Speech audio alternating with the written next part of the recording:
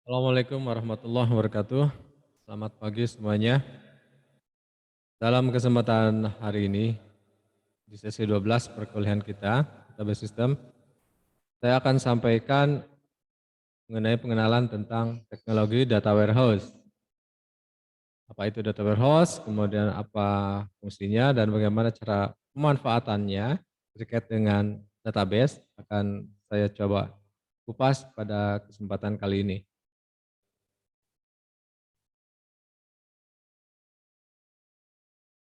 Secara definisi, data warehouse merupakan sebuah repositori atau koleksi atau kumpulan sumber daya yang bisa diakses untuk mendapatkan informasi dari sebuah data organisasi yang tersimpan secara elektronis.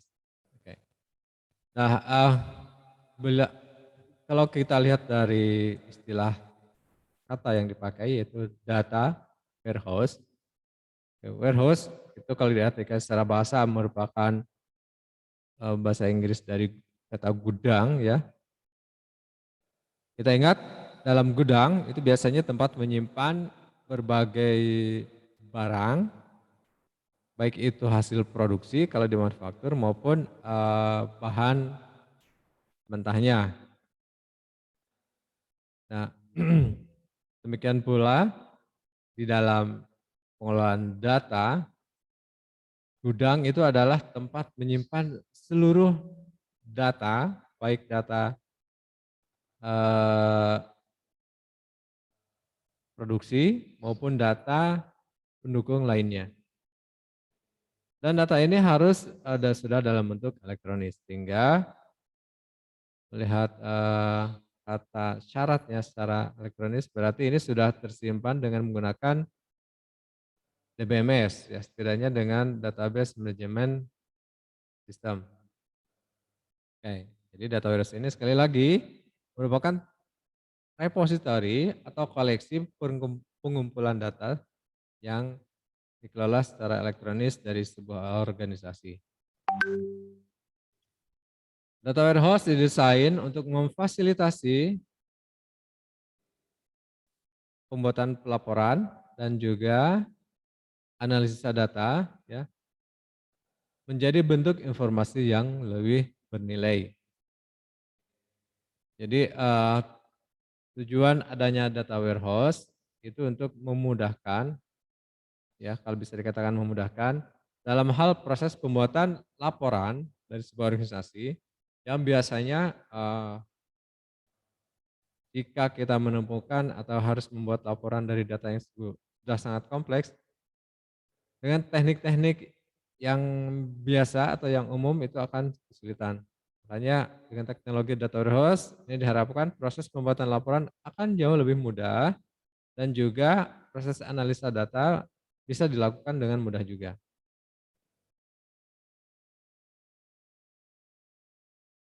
Nah, di pendahuluan yang ketiga, data warehouse dapat diartikan atau disebut juga sebagai koleksi dari data yang sangat banyak dan juga kompleks.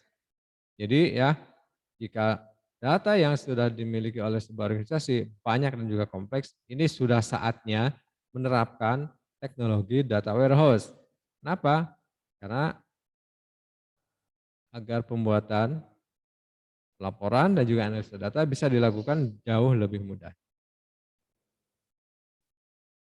Kemudian data warehouse berfokus pada penyimpanan data, di mana sumber utama dan dari data akan dibersihkan terlebih dahulu sebelum data tersebut dari atau data-data dari sumber data dimasukkan ke dalam data warehouse.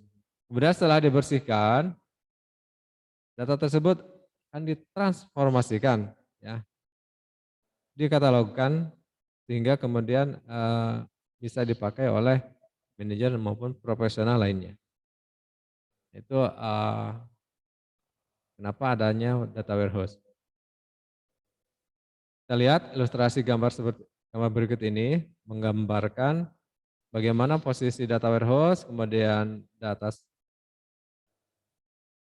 yang kita lihat di dalam gambar ilustrasi ini, bagaimana data warehouse, kemudian kita kaitkan dengan data sumber dan juga penggunanya. Sebagai sumber, ini berbagai macam data operasional, ya, sorry, berbagai macam data dari data operasional yang biasanya terkait dengan transaksi sehari-hari dan transaksi yang kita lakukan waktu. Misalkan di sini ada data program manajemen, data budget dan procurement, kemudian data human resources, data project data, dan lain-lainnya. Nah, semua data dari data operasional ini kemudian kita gabungkan atau kita tampung di dalam data warehouse. Sehingga pada akhirnya stakeholder dari berbagai tipe dan tingkatan user bisa dengan cukup mudah memanfaatkan data atau melihat data yang ada di warehouse. Yang kalau harus lihat satu persatu ke data sumber atau ke data operasional itu sangat pasti akan lebih rumit ketimbang hanya dengan melihat ke data warehouse. Sebagai stakeholder misalkan ada executive manager, ada program manager, ada administrative staff, ada field staff, dan juga public information sebagai public information. Oke, ini ilustrasi data warehouse, data sumber, dan juga stakeholdernya. Secara teknis, data warehouse bisa digambarkan seperti ini. Sebelah kiri, ini adalah sumber datanya dari berbagai macam data operasional. Misalkan ada DB1, DB2, dan DB3. Nah, DB1 itu transaksi penjualan, DB2 pengadaan, DB3 STM, misalkan seperti ini. Kemudian proses berikutnya sebelum data disimpan ke dalam data warehouse, ini ada proses yang disebut dengan ekstraksi dan loading data. Ekstraksi ini adalah proses yang dilakukan agar data yang berasal dari data operasional itu bisa selaras, ya, bisa sesuai dengan kaidah yang sudah ditentukan untuk sebelum disimpan ke data warehouse. Kemudian setelah diekstraksi, maka dilakukan loading, penyimpanan data-data tersebut ke data warehouse. Kemudian setelah itu, data yang sudah disimpan di data warehouse agar bisa direpresentasikan ke aplikasi atau di pengguna akhir, ini ada proses yang namanya transformasi. Ini tentunya semuanya dilakukan by software, oleh software aplikasi yang memiliki kemampuan untuk melakukan ini semua, baik itu extraction, loading maupun transformation. Nah, pemanfaatan data warehouse biasanya digunakan untuk data mining, kemudian untuk OLAP atau online analytic processing, dan juga DSS atau decision support system. Namun metode untuk mendapatkan dan menganalisa data berupa proses ekstraksi, transform, dan load data serta manajemen data dictionary masih termasuk pokok bahasan utama sebagai komponen sistem data warehouse. Dari kalimat ini atau dari paragraf ini kita bisa menyimpulkan bahwa komponen utama dari data warehouse adalah kegiatan atau proses pertama ekstraksi, kedua transformasi, ketiga load data, dan juga manajemen data dictionary. Ini adalah 4 hal utama dari data warehouse. Oke, kita lihat dulu sejarah dari pengembangan data warehouse.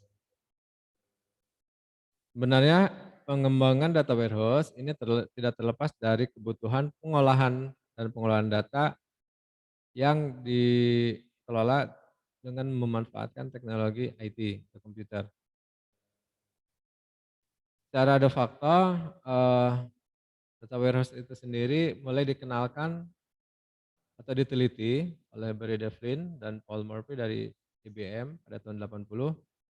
Mereka berdua mengembangkan yang disebut dengan business data warehouse, ya, di mana tujuannya adalah untuk menyediakan model arsitektur perubahan data dari sistem operasional menuju sistem DSS.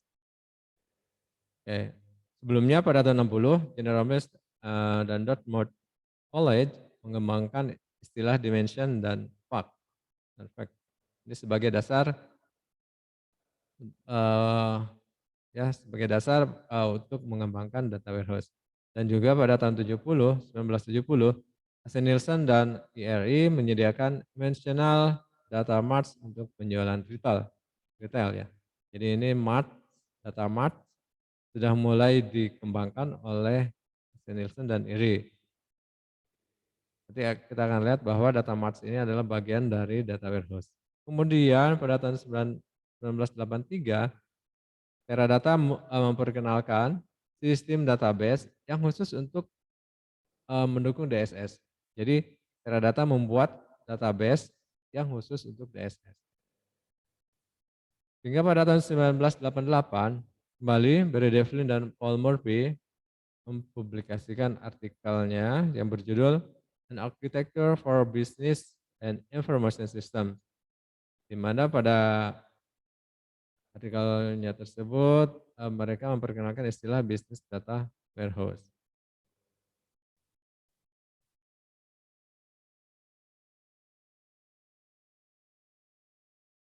Nah, ketika kita membangun data warehouse, ini biasanya akan dikombinasikan dengan business intelligence. Ya, jadi antara data warehouse dan business intelligence ini adalah sebuah katalis yang saling terkait. Ya. Data warehouse akan bermanfaat ketika business intelligence juga dibangun. Kenapa demikian? Pertama, ya, bisa menentukan tren historis.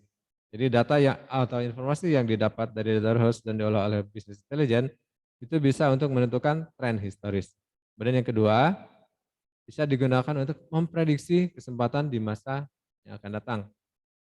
Ya, jadi prediksi.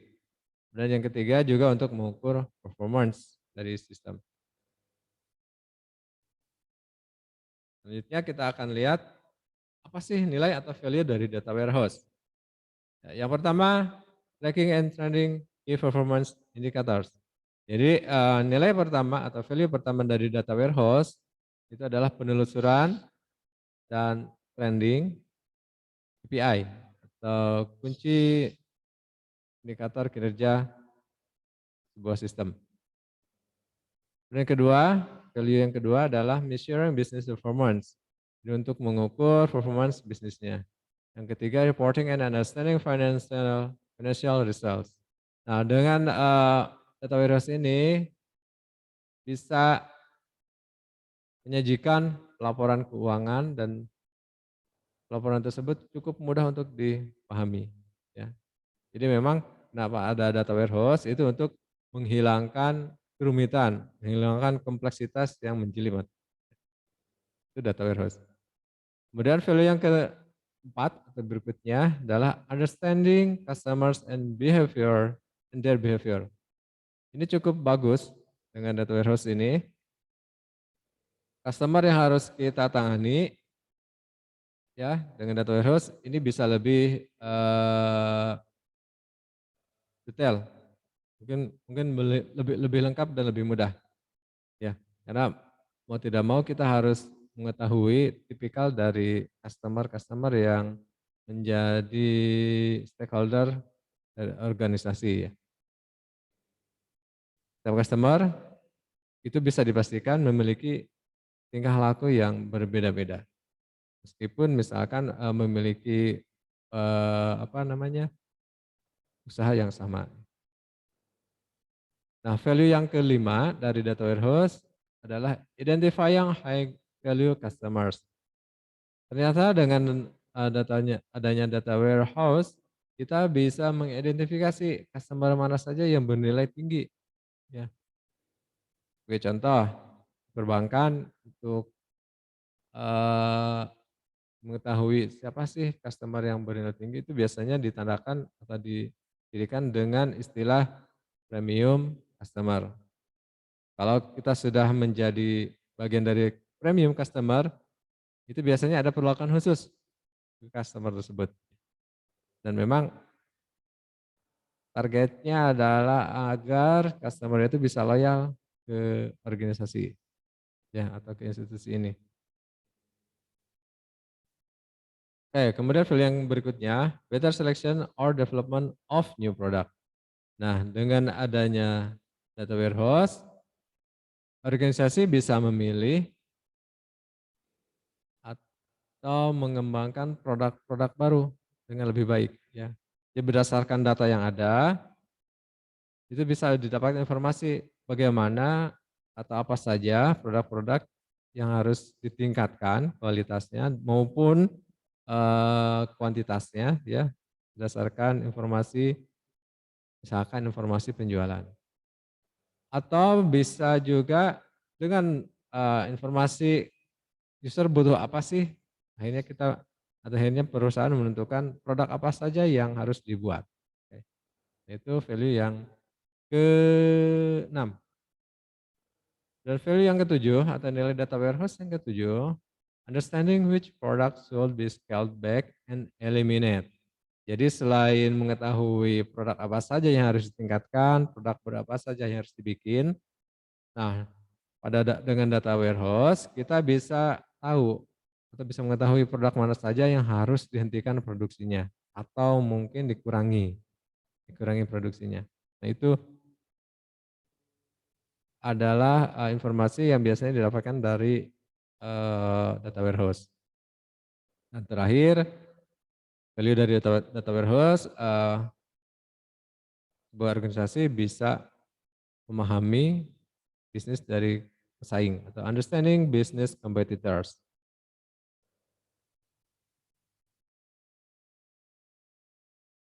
Pada slide ini kita akan melihat apa sih perbedaan antara data operasional dan data warehouse. Oke, tadi di awal saya sudah singgung beberapa kali tentang data operasional dan data warehouse. Oke, kita lihat perbedaannya. Data operasional ini mencakup isian detail dan rincian data. Sementara data warehouse adalah sistem yang berfokus pada desain dan model data. Jadi sekali lagi, data operasional mencakup isian detail dan rincian data, pokoknya sedetail mungkin data yang yang harus ditanganinya. Sementara warehouse ini hanya berfokus pada desain dan model datanya saja. Kemudian data operasional juga lebih difokuskan pada aplikasi-aplikasi tertentu, misalkan kasir, penjualan, pengadaan, SDM, dan seterusnya. Sementara data warehouse mencakup subjek utama pada sebuah sistem. Kemudian data operasional menampilkan rincian data, sementara data warehouse menampilkan historinya. Ya. Jadi kalau operasional itu rincian data, kalau data warehouse adalah historinya.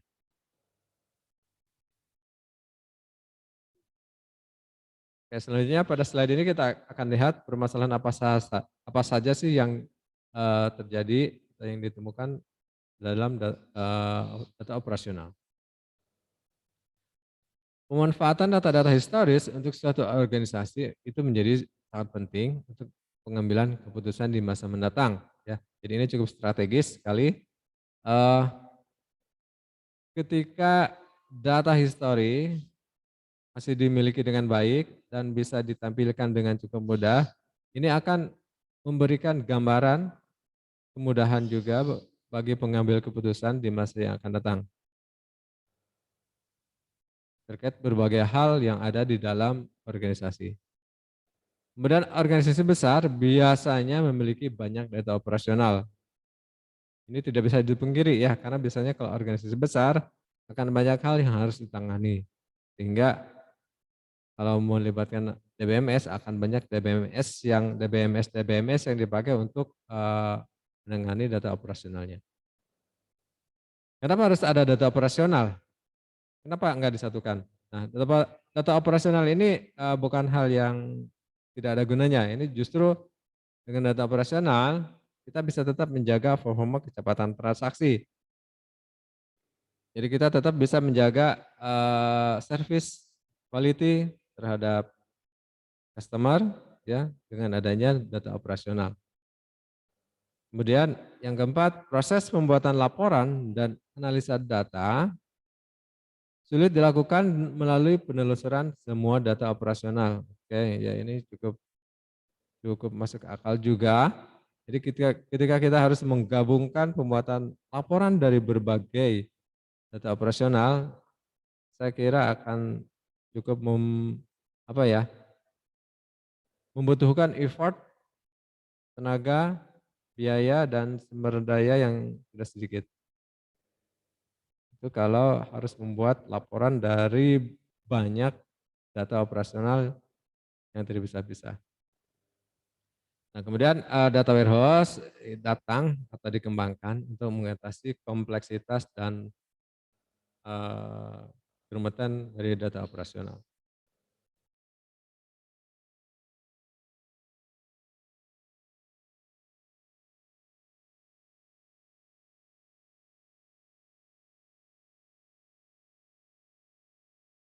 Data warehouse sebagai database yang didesain khusus untuk pelaporan dan analisis masa mendatang yang akan digunakan pada proses pendukung pengambilan keputusan. Dan dari kalimat ini kita bisa lihat sebenarnya data warehouse ini adalah database juga, tapi dia didesain khusus untuk pelaporan dan analisis. Biasanya sifatnya dimensional, jadi tidak hanya satu dimensi saja. Dan pemanfaatannya data warehouse ini itu tadi sudah kita singgung berkali-kali adalah untuk pengambilan keputusan, atau untuk proses pendukung pengambilan keputusan. Dari mana datanya didapatkan? Nah, sumber datanya itu adalah dari berbagai data operasional yang sudah diselaraskan dengan kebutuhan. Jadi sudah dilakukan penyesuaian-penyesuaian. Data yang telah berada pada data warehouse bersifat non volatil. Artinya apa? Nah, data yang sudah ada di data warehouse itu tidak bisa dihapus, tidak bisa diupdate, non volatil. Ya. Sehingga bersifat sebagai penyimpanan data historis. Ya ini. Jadi cukup baik atau cukup bagus jika data warehouse berfungsi juga sebagai data archiving. Ya, data archiving. Kita bisa fungsikan data warehouse sebagai data archiving juga. Oke, next kita akan coba lihat apa sih karakteristik dari data warehouse. Ya, ada 4 karakteristik dari data warehouse. Yang pertama subject oriented, kedua integrated, ketiga non volatile, dan keempat time variant. Oke, kita lihat satu persatu. Apa sih karakteristik subject oriented? Oke. Nah, data dalam data warehouse bersumber dari data operasional. Kemudian sistem operasional mendapatkan data dari aplikasi tertentu. Misalnya, sebuah supermarket pada sistem operasionalnya mencatat transaksi penjualan yang ada di setiap kasir. Atau mungkin yang lebih terkenal itu POS ya, point of sales. Pembelian barang dan gaji karyawan juga. Jadi data operasional, sistem operasional mendapatkan datanya dari berbagai transaksi. Contohnya kasir, pembelian barang, dan gaji karyawan. Sedangkan pada data warehouse, data-data transaksi akan diubah terlebih dulu berdasarkan subjek yang terlibat pada setiap event transaksi. Ya.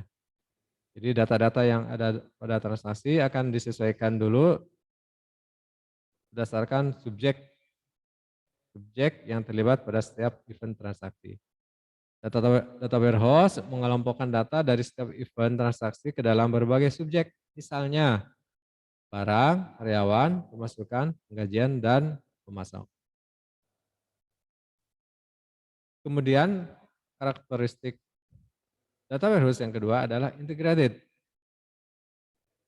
Di sini disebutkan bahwa data yang tersebar di banyak sistem operasional terkadang tidak beragam penamaan, field, dan nilai dari sebuah field atau tipe data yang berbeda-beda untuk suatu hal yang sama.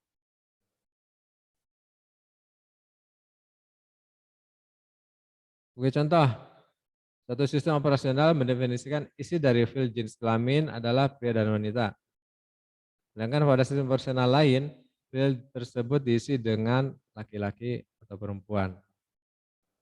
Fieldnya sama jenis kelamin, cuman value-nya berbeda. Ya kalau kita orang bisa paham ya perbedaan tersebut karena pria itu bisa diganti dengan kata laki-laki. wanita bisa dengan kata perempuan. Nah, komputer kalau tidak dikasih tahu itu tidak akan tahu. Nah, kondisi seperti atas harus diselaraskan agar pada data warehouse beragam sehingga proses analisis dapat dilakukan dengan benar. Nah, karakteristik yang ketiga yaitu non volatil. Ini maksudnya adalah tadi kita sudah singgung sedikit. Karena data warehouse menyimpan data historis untuk kebutuhan masa mendatang, maka data tersebut bersifat non-volatil. Sehingga setelah data dikomit ke dalam database, data tidak dapat diubah atau dihapus. Jadi sekali kita commit dari server ETL, maka data yang sudah ada di data warehouse akan ada selamanya. Tidak bisa dihapus dan juga tidak bisa diubah. Itu sifat dari datanya. Pembuatan data warehouse itu memang mahal, ya. Softwarenya mahal, kemudian skillnya dan juga spesifik, ya harus sesuai. Namun itu semua terbayarkan karena bisa menghemat biaya dan juga waktu dalam pembuatan pelaporan dan analisa dari data yang kompleks. Data yang tidak konsisten dapat dicegah saat proses transformasi data operasional ke data warehouse. Jadi itu di kasus yang atau di karakteristik yang yang kedua integrated. Nah ini agar datanya konsisten itu bisa dicegah dengan proses transformasi data operasional ke data warehouse.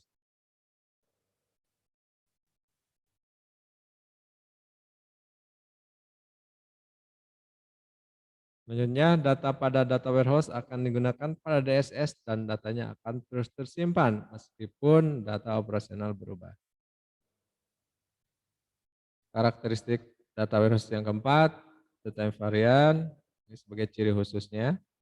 Setiap data yang masuk ke data warehouse dicatat berbagai waktunya. Karakteristik yang keempat itu time variant, yaitu setiap data yang masuk ke data warehouse dicatat berbagai waktunya, dimulai dari kapan data itu masuk, kapan sebuah transaksi terjadi, dan kapan terjadi perubahan. Ya, jadi data itu akan tersimpan ke dalam warehouse berdasarkan waktunya. Untuk menjaga performa, tabel-tabel fisik pada data warehouse dapat dikelompokkan berdasarkan waktu sesuai kebutuhan. Jadi pengelompokannya atau groupingnya itu menggunakan berdasarkan waktu. Dengan pencatatan dan pengelompokan waktu akan membantu dalam kegiatan analisis data historis. Ini manfaatnya mungkin nanti kalau mempelajari tentang machine learning, ini ada kaitannya salah satu algoritma namanya LSTM, ya, yang merupakan algoritma untuk melatih data yang memiliki karakteristik time series. Jadi karena ada penyimpanan data berdasarkan waktu, itu kalau di machine learning dinamakan dengan time series data. Dan itu sangat bermanfaat sekali untuk proses prediksi.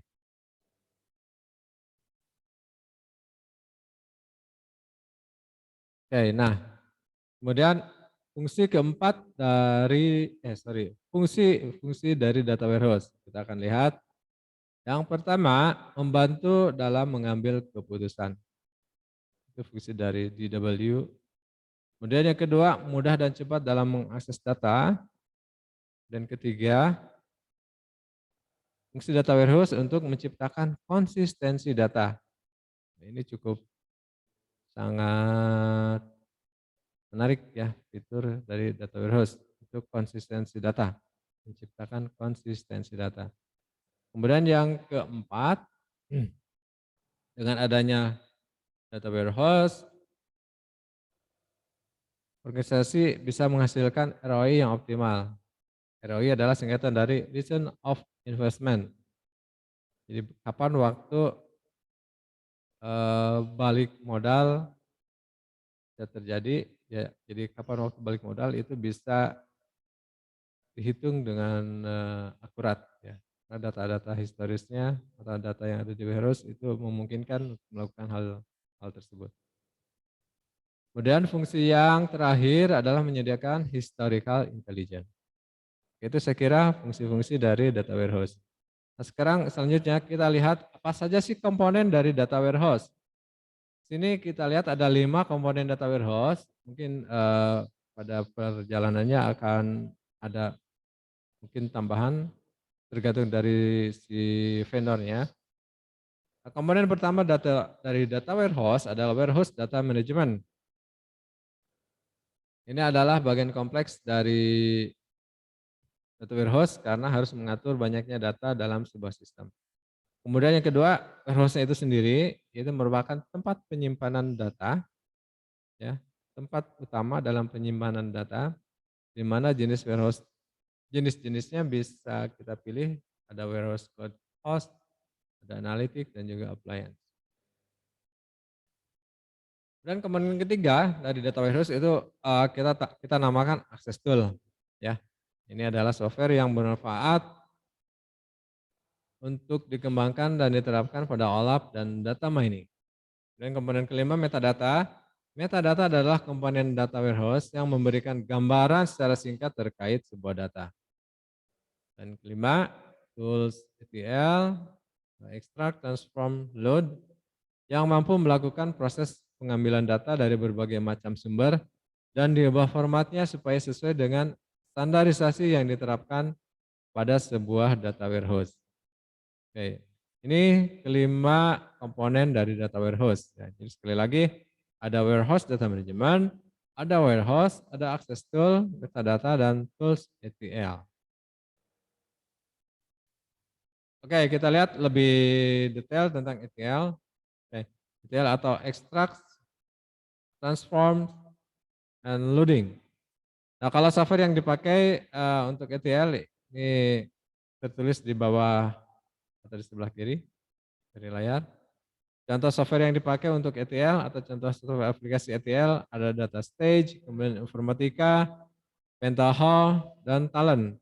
Ini yang dua terakhir, Pentaho dan Talent adalah software yang tersedia dua versi, versi free dan versi komersial. Nah, ini software untuk proses ekstraksi, transformasi, dan juga loading. Apa yang dilakukan pada saat ekstraksi data? Nah, ekstraksi data adalah proses di mana data diambil atau diekstrak dari berbagai sistem operasional, baik menggunakan query atau aplikasi ETL langsung. Kemudian transformasi data adalah proses di mana data mentah atau raw data hasil ekstraksi kemudian difilter, disaring, dan diubah sesuai dengan kaidah yang berlaku. Dan proses loading atau pengisian data ini adalah proses terakhir yang perlu dilakukan untuk menyimpan data ke dalam software, ya, ke dalam software database.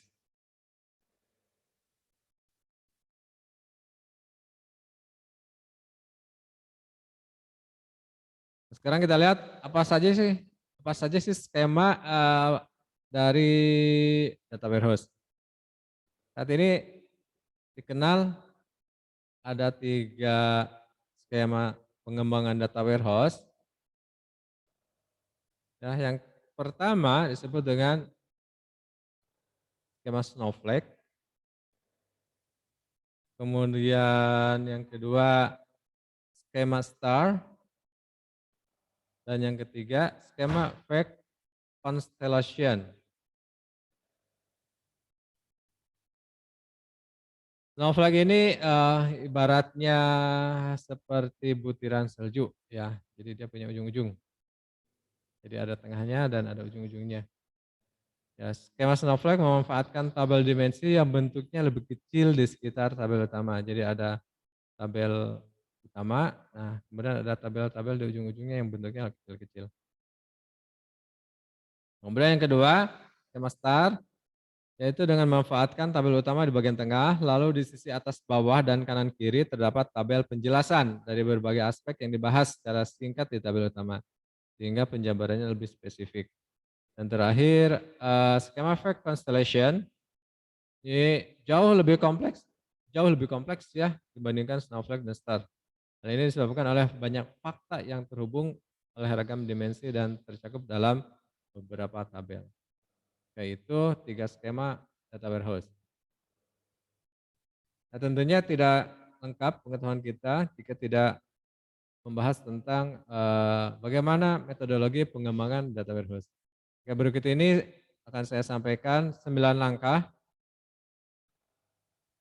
salah satunya ya, salah satu metodologi pengembangan data warehouse, ada 9 langkah pengembangannya. Yang pertama adalah pemilihan proses. Kemudian langkah kedua, pemilihan sumber data maksud saya. Kemudian langkah ketiga, mengidentifikasi dimensinya, ada perlu dimensi seperti apa datanya. Kemudian langkah keempat, pemilihan faktanya, fakta-fakta dari data. Kemudian langkah kelima, menyimpan prekalkulasi di tabel fakta. Langkah keenam, melengkapi tabel dimensi. Kemudian langkah ketujuh, pemilihan durasi database. Langkah kedelapan, menelusuri perubahan dimensi yang perlahan atau mungkin yang lambat. Kemudian langkah 9, menentukan prioritas dan mode query. Itu 9 langkah yang ada pada metodologi untuk pengembangan data warehouse. Oke, sini saya sampaikan atau saya perlihatkan software-software yang bisa dipakai untuk data warehouse. Ini adalah sebenarnya sih ini merupakan jenis-jenis database ya, database management system yang kita fungsikan sebagai data warehouse. Yang membedakannya adalah dengan penggunaan sebelumnya. Jika dalam data warehouse desain dari tabelnya itu akan multidimensi. Ini contoh-contoh software data warehouse, ada Amazon Redshift, Snowflake, IBM DB itu, Google BigQuery, MS SQL Server, IBM Druid, Apache Flum, Teradata, dan seterusnya.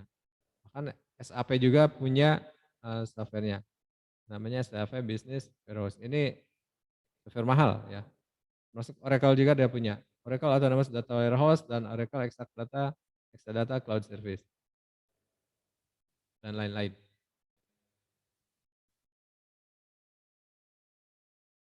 Nah, software-software tersebut saat diimplementasikan itu sebenarnya tidak hanya untuk data warehouse saja, ya bisa untuk operasional data store atau ODS, kemudian untuk yaitu tadi untuk data warehouse dan juga untuk data mart. Data mart sebagai komponen dari data warehouse.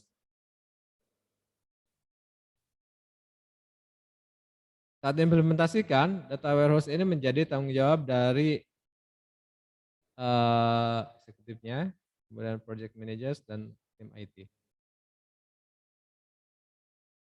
Kemudian apa saja sih yang ada di dalam data warehouse? Pertama, gathering dan defining requirements, ya, penentuan dan pendefinisian kebutuhan. Kemudian data warehouse environment, lingkungan data warehouse-nya. Tiga, data modelingnya. Keempat, koneksi ke data source melalui proses ETL, ya, connecting data sources through ETL process. Kemudian proses integrasi, integration to BI analytic tools, integrasi ke visual, ke software visual melalui BI dan juga analytic tool. Kemudian yang terakhir testing dan validasi sistem, testing and validating the system. Ini implementasi dari software data warehouse.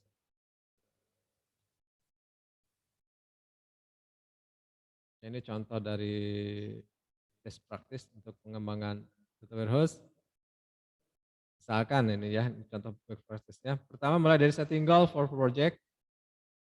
Kita menentukan tujuan projectnya untuk apa. Misalkan ada X, you do X, you get Y. Lakukan X, mendapatkan Y. Kemudian kita begin with purpose. Kita mulai dengan tujuan yang sudah kita tentukan. Ketiga, understanding and documenting business rule and logic. Kita pahami dan dokumentasikan model bisnis dan juga logiknya yang akan kita bikin. Ini jadi syarat pada saat kita mengembangkan data warehouse, kita harus paham bagaimana aturan bisnis yang berlaku di organisasi. Kemudian align and agree on business logic. Nah, ini hampir sama dengan yang ketiga tadi. Kemudian create data flow diagram. Nah, kita bikin data flow diagramnya CFD ya. Jadi data start here, change here, and create information here. Jadi untuk mengetahui bagaimana data mengalir dari mana, berubah di mana, dan tujuannya kemana. Dan berikutnya menentukan platform, ya, platform yang akan dipakai. Misalkan database-nya apa, ETL tools-nya apa, reporting tools-nya apa, dan visualization tools-nya apa. Ya, skill and know-how ini menjadi persyaratan juga kita harus memahami dan menguasai bagaimana membangun data warehouse. Work in short sprints. What you thought will be sprint 2 may change based on outcome of sprint 1. Oke, ini biasanya kalau kita menggunakan metode Agile, kita bekerja berdasarkan sprint-sprint yang sudah ditentukan oleh si project manager. Roll out and get end user buy-in, make them part of the process, embrace feedback and change. Ini kalau misalkan kita bukan pemilik pemilik sistemnya, kita adalah konsultan yang membangun data warehouse, kita libatkan si end user, customer-nya pada setiap mungkin pada hampir semua staging, hampir semua tahap pengembangannya. Fokus on akurasi, not output, ya, untuk secara visualnya, fokus pada akurasinya, bukan outputnya saja. You can change visual di visual, but bad accuracy erases trust. Jadi sini kita jangan mengelabui user dengan tampilan yang bagus, tapi tidak akurat, akuratnya jelek. Ya. Mungkin lebih baik akuratnya tinggi, tapi tampilan apa adanya tapi mudah dipahami. Ini dalam kaitannya dengan data warehouse development. Jika bisa, kita hindari coding ya, karena dengan coding biasanya lebih susah. Kita coba manfaatkan tools untuk proses ETL. Ya, karena banyak software, saya kira software-software tersebut tidak memerlukan coding. Jadi semuanya sudah berbasis GUI. Ini best practice yang harus kita lakukan jika mengembangkan data warehouse. Kita lihat, mungkin ini yang terakhir. Apa saja sih elemen-elemen dasar dari data warehouse? Sebelumnya kita sudah lihat beberapa saja yang kita bahas. Ya. Pertama, komponen elemen dasar dari data warehouse adalah source system, ya, sumber datanya, legasi. Kemudian yang kedua, data staging area. Yang ketiga, presentation servers. Dan yang terakhir, end user data access. Nah, di bagian source system ini adalah data-data operasional, ya, data-data operasional yang kita lakukan ekstraksi, oke, ekstraksi, kemudian di load, ya, ekstraksi, ditransform dan di load ke dalam database atau data warehouse. Menyimpan data-data di dalam data warehouse ini bisa beberapa pilihan. Pertama bisa secara flat file, kedua menggunakan pendekatan RDBMS atau relational DBMS, dan lain-lain. Tergantung dari software yang kita pakai. Kemudian pemrosesannya ada beberapa pemrosesan, misalkan ada clean, ada prune, combine, remove duplicates, household, standardize, confirm dimensions, store everything replication, archive, dan export to data mart. Proses terakhir adalah mengekspor data ke data mart. Ini data mart yang ada di bagian presentation server. Di data staging area ini kita tidak memerlukan user query services, ya. Tidak memerlukan query. Kemudian hasil dari data staging itu adalah populate, replicate, dan recover. Di bagian presentation server itu misalkan di data mart 1 itu ada OLAP, ya. Kita lihat OLAP itu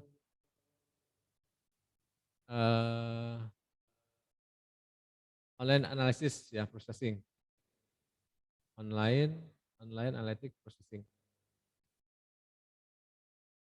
Hasilnya bisa berupa subject oriented, locally implemented, distributed, driven, may store automatic data, dan juga maybe frequently refresh.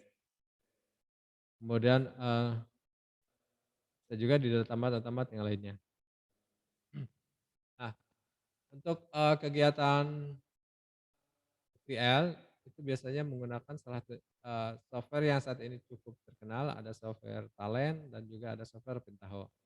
Kemudian untuk data staging-nya kita bisa memanfaatkan DBMS itu tadi ya, misalkan ada DB2, ada Oracle, ada MS SQL dan seterusnya.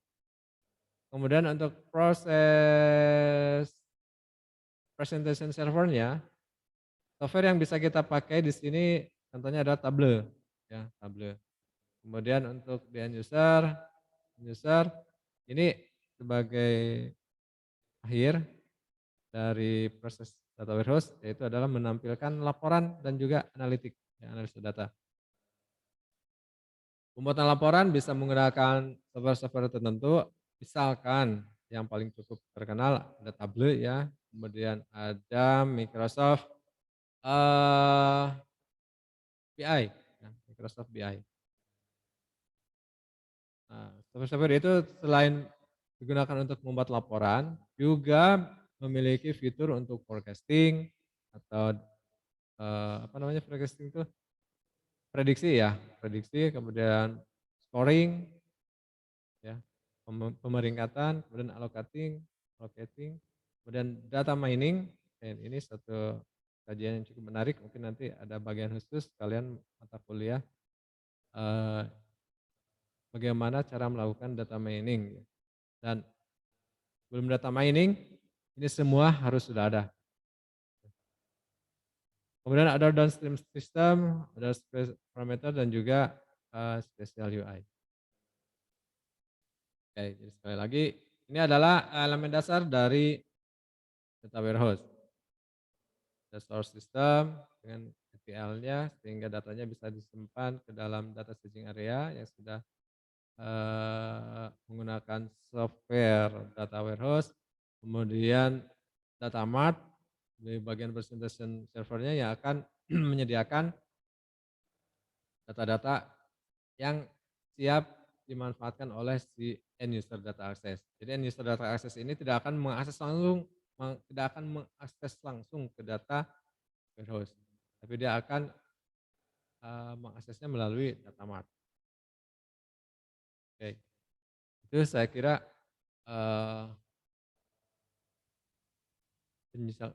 uraian atau penjelasan mengenai apa ya, sedikit tentang data warehouse dan mudah-mudahan bisa menjadi trigger bagi kalian untuk bisa mengeksplorasi lebih jauh lagi tentang data warehouse.